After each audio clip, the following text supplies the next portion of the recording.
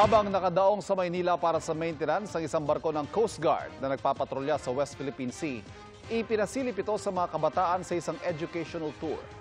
Yan ang tinutukan ni Bon Aquino.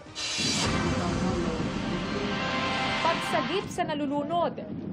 Panatili yung ulo. Bumaliktad yung rubber boat.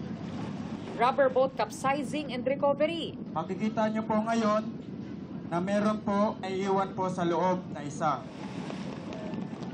Kasama ang mga ito sa mga kakayahan ng Philippine Coast Guard na ipinakita nila sa mga inimbitahang bata. Ipinasyal din ang mga bisita sa loob ng BRP Teresa Magbanwa, isa sa mga barko ng Pilipinas na nagbabantay sa West Philippine Sea. Yan ang equipment na ginagamit natin para malaman natin kung may mga bangka or barko ba na nakapaligid sa atin.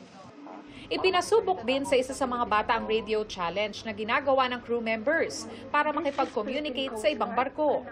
Request to stay clear from our passage in accordance with the collision regulations over. Feeling ko po nandun po ako sa situation na kausap ko po yung China.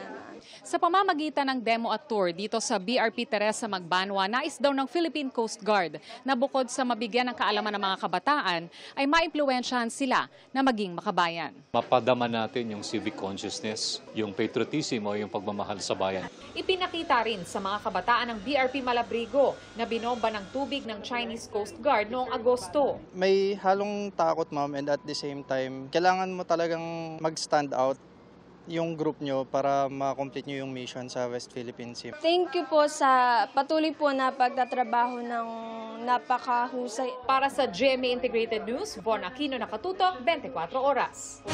Mga kapuso, manatili nakatutok sa balita anumang oras. Mag-subscribe sa GMA Integrated News sa YouTube.